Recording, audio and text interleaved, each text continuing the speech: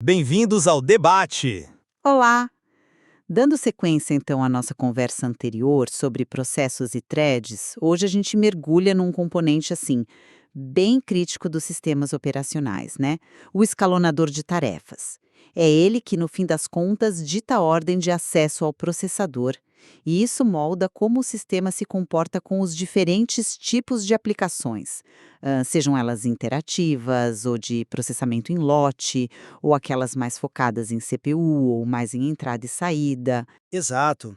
E a questão central que vai guiar a nossa troca de ideias hoje é, basicamente, qual filosofia de escalonamento oferece o melhor equilíbrio, né, entre eficiência, justiça e tempo de resposta para os sistemas operacionais de uso geral que a gente usa todo dia.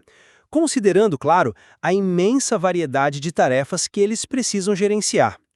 Eu, particularmente, vou argumentar que a otimização da eficiência e da vazão do sistema, o throughput, deve ser o foco principal, priorizando métricas como o tempo total de execução e o tempo de espera das tarefas.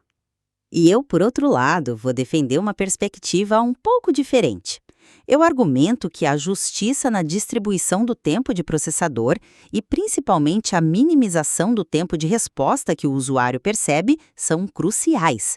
Mesmo que, para isso, a gente tenha que aceitar uma complexidade maior no escalonador e talvez um leve impacto na eficiência pura ou no tempo total de execução médio. Olha, do meu ponto de vista, o objetivo primordial do escalonamento é, sem dúvida, fazer o melhor uso possível do processador. Isso significa maximizar a eficiência e, ao mesmo tempo, minimizar o tempo que as tarefas levam para serem concluídas, o que a gente chama de tempo de execução, o T, e também o tempo que elas ficam paradas, sabe, esperando na fila de prontas, o tempo de espera, TW. Existem algoritmos que, pelo menos na teoria, são ótimos nisso. O Shortest Job First, o SJF, e a versão preemptiva dele, o Shortest Remaining Time First, ou o SRTF, comprovadamente minimizam os valores médios de T e DW. Se você pegar o cenário hipotético que está lá no material, o SRTF teve os melhores resultados nessas métricas, né? Foi melhor que os outros. Uhum. Claro, o grande desafio prático do SJF e do SRTF é como prever a duração futura das tarefas. Isso só é razoavelmente viável para certos tipos de tarefas em lote ou talvez tempo real. Mas mesmo sem ter essa previsão perfeita, a ideia por trás de priorizar tarefas mais curtas, talvez usando o histórico recente como uma estimativa, né, beneficia o sistema como um todo, especialmente aquelas tarefas que usam pouca CPU e liberam o processador rapidinho, tipo as tarefas ligadas à entrada e saída. Algoritmos muito simples, como o First Come, First Served, o FCFS, embora tenham um baixo overhead, quer dizer, um baixo custo de gerenciamento, eles não oferecem essa otimização. O mesmo exemplo mostrou isso. Ele levou a tempos médios de execução e espera bem maiores. Eu entendo a importância da interatividade, não discordo disso, mas a conclusão eficiente do conjunto total de trabalhos é vital para o desempenho global. A gente não pode sacrificar demais essa eficiência. Essa eficiência. De verdade, mas eu adoto uma abordagem diferente. Eu foco mais na perspectiva de quem está usando o sistema. Para a maioria dos sistemas que a gente usa no dia a dia, desktops, notebooks, até muitos servidores, a experiência interativa é soberana, né? Nesses casos, métricas como o tempo de resposta, o transit, aquele tempo que leva desde uma ação, sei lá, digitar algo, até ver a resposta na tela, e a justeza, a sensação de que o sistema está distribuindo o processador de forma equilibrada se tornam, para mim, mais críticas do que THT e TW médios. Pega o Round Robin, o RR, por exemplo. Ele introduz a preempção por tempo, dando para cada tarefa uma pequena fatiazinha de tempo, o quantum. Isso melhora, assim, drasticamente a percepção de responsividade para as tarefas interativas, porque impede que uma tarefa longa bloqueie todas as outras. Sim, impede o bloqueio. Exato, sim. Eu vi o exemplo do material mostrou que o RR aumentou os tempos médios de execução e espera, e também aumentou o número de trocas de contexto, se comparar com o FCFS. Mas veja bem, essa é a troca que a gente faz pela fluidez da interação. E tem mais. Essa otimização pura de TT e TW do SJAF, SRTF tem um problema sério, um calcanhar de Aquiles mesmo. A inanição, o starvation. Tarefas longas podem ficar esperando indefinidamente se um fluxo constante de tarefas curtas continuar chegando. É como aquele restaurante que você mencionou antes, né? Que só prepara os pedidos mais rápidos, tipo um cafezinho, um salgado, e deixa quem pediu, sei lá, uma feijoada esperando para sempre. Não pode. Soluções mais justas, como usar prioridades dinâmicas e técnicas tipo o envelhecimento, o aging, que aumenta a prioridade de quem espera muito, como no exemplo do Priod, que está no material, são essenciais para garantir que todo mundo seja atendido. Não é à toa que escalonadores modernos como o Completely Fair Scheduler, o CFS do Linux, têm a justiça como objetivo explícito no nome e na função. E tocando nesse ponto da preempção que você mencionou com o Round Robin, eu reconheço sim que ela se tornou indispensável hoje em dia. Sistemas puramente cooperativos, onde cada tarefa voluntariamente cede o processador, eles eram mais simples, né? Tinham menos overhead, menos custo de trocas forçadas. E funcionaram em sistemas antigos, como o Windows 3.x ou o macOS clássico. Mas a realidade dos sistemas multitarefa modernos exige a preempção, quer dizer, a capacidade do sistema operacional de interromper uma tarefa e passar o controle para outra, seja porque o quantum de tempo acabou, ou por causa de uma interrupção externa, ou porque uma tarefa de maior prioridade ficou pronta para rodar. Isso é o que garante a robustez e impede que uma única tarefa, seja por erro ou até intencionalmente, trave o sistema inteiro. A evolução para permitir preempção até mesmo dentro do código do próprio núcleo do sistema operacional, o modo núcleo, como a gente viu a partir do Linux 2.6 e já no Windows NT, aumentou a complexidade interna, não há dúvida, mas foi crucial, absolutamente crucial, para suportar aplicações com requisitos de tempo real e para garantir latências baixas. Eu iria até um pouco além de dizer que é indispensável. Para mim, a preempção era a fundação, sabe? A base sobre a qual a usabilidade dos sistemas multitarefa modernos é construída. Sem ela, seja apreensão por tempo do RR ou por prioridade, como no Priop ou Priodes, a experiência interativa seria impraticável. Qualquer tarefa um pouquinho mais longa ou que entrasse num loop de cálculo intensivo poderia congelar a interface do usuário inteira. Confiar na cooperação voluntária de todas as aplicações é simplesmente irrealista. Uma única aplicação mal comportada poderia derrubar a responsividade do sistema todo. Então, sim, a preempção introduz complexidade e introduz algum overhead com as trocas de contexto, claro, mas ela é o que permite que o nosso sistema continue responsivo, continue estável, mesmo executando dezenas de processos ao mesmo tempo.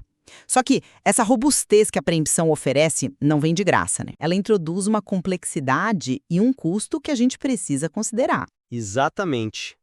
Isso me leva direto à questão do custo-benefício dessa complexidade toda nos algoritmos de escalonamento. Algoritmos sofisticados, como esse CFS do Linux que você mencionou, usam estruturas de dados avançadas como árvores rubro-negras. Isso permite que ele gerencie um número muito grande de tarefas de forma eficiente, né, com um custo de escalonamento que cresce devagar, logarítmico, O de log n, conforme o número de tarefas aumenta. Outras abordagens usam múltiplas filas com mecanismos de feedback para ajustar prioridades dinamicamente. Toda essa sofisticação tem um preço. O próprio escalonador consome tempo de CPU para tomar suas decisões, para gerenciar suas estruturas. Isso é um overhead que, no fim das contas, reduz o tempo disponível para as tarefas do usuário, impactando a eficiência pura. Além disso, algoritmos que promovem mais alternância entre tarefas, como o Round Robin ou aqueles baseados em prioridades preemitivas, aumentam a frequência das trocas de contexto. E cada troca tem um custo, por menor que seja. Então a pergunta que a gente sempre tem que fazer é: essa complexidade adicional e esse overhead realmente trazem um benefício tangível que justifique o custo? Eu não estou totalmente convencido que algoritmos cada vez mais complexos são sempre a resposta. Entendo sua preocupação com o overhead, de verdade, mas eu enquadraria essa complexidade de uma forma diferente. Para mim, ela não é um luxo, é uma necessidade imposta pela realidade.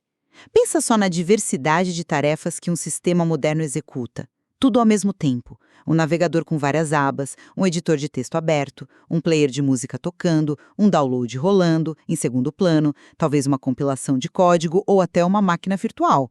A gente tem tarefas interativas que exigem resposta imediata, tarefas de longa duração que consomem muita CPU bound, tarefas que passam a maior parte do tempo esperando por disco ou rede, I/O bound, e até tarefas com requisitos de tempo real. Como é que um algoritmo simples, tipo FCFS ou mesmo um SJF puro, poderia dar conta de toda essa variedade de um jeito minimamente aceitável para o usuário? Seria um caos. A complexidade dos escalonadores modernos, como aquele sistema de classes do Linux que a gente comentou, com SCDeadline para tempo real estrito, SCDFIFO e IRR para tempo real mais flexível, e o CFS gerenciando as tarefas normais em schedNormal, batch, idle, é uma resposta direta a essa heterogeneidade. A complexidade permite ao sistema se adaptar e tentar oferecer o comportamento certo para cada tipo de tarefa. Então eu te pergunto, como um algoritmo mais simples poderia, por exemplo, garantir a fluidez de um jogo interativo enquanto uma tarefa de processamento pesado roda em paralelo, sem que o jogador perceba aqueles engasgos chatos? É um bom ponto. A diversidade de cargas realmente complica o cenário. E isso nos leva diretamente aos trade-offs, as trocas inevitáveis entre as métricas de escalonamento. Você prioriza a responsividade, o throughput, eu enfatizo a eficiência, throughput, utilização da CPU. A verdade é que otimizar uma métrica frequentemente piora a outra. O exemplo do round robin versus FCFS ilustra isso muito bem. O RR melhora a sensação de interatividade, mas, como a gente viu no material, geralmente aumenta o tempo médio total de execução e o tempo de espera, além, claro, do número de trocas de contexto. A escolha do quantum no RR é o exemplo clássico desse dilema, né? Um quantum muito curto favorece a responsividade para tarefas pequenas, mas aumenta demais o overhead de trocas. Por outro lado, um quantum longo reduz o overhead, mas faz o RR se comportar quase como um FCFS, prejudicando a interatividade. Um foco excessivo em garantir uma justiça perfeita, dividindo o tempo em fatias muito pequenas, pode acabar penalizando tarefas importantes que são intensivas em CPU, que precisam de períodos maiores de execução contínua para fazer progresso de verdade. É preciso buscar um equilíbrio aí. Concordo plenamente que existem trade-offs e que não existe mágica. Mas a questão crucial é: qual métrica importa mais? E para quem? Para um servidor gigante processando dados em lote, TT e TW são reis. O objetivo é maximizar a vazão total, processar o máximo no menor tempo. Mas para você, para mim, para a maioria dos usuários nos seus computadores pessoais ou interagindo com um serviço web, a percepção de desempenho está intrinsecamente ligada à responsividade, TR, e à justiça. O sistema parece rápido se a interface responde na hora, mesmo que o tempo total para completar uma tarefa de fundo aumente um pouquinho. O sistema parece justo se a gente não sente que uma aplicação está monopolizando tudo e deixando as outras lentas. É por isso que técnicas como prioridades dinâmicas com envelhecimento, como no PRIOD lá do exemplo, são tão importantes. Elas tentam encontrar esse equilíbrio dinamicamente. Garantem que tarefas interativas tenham alta prioridade, mas também que tarefas de baixa prioridade ou aquelas mais longas não sejam esquecidas, evitando a tal da inanição e eventualmente consigam executar. O escalonador precisa ser adaptativo. Você não acha que, na maioria dos cenários de uso geral, priorizar só o throughput total acaba ignorando o que o usuário realmente percebe como bom desempenho? É uma perspectiva válida, sim. A percepção do usuário é inegavelmente importante.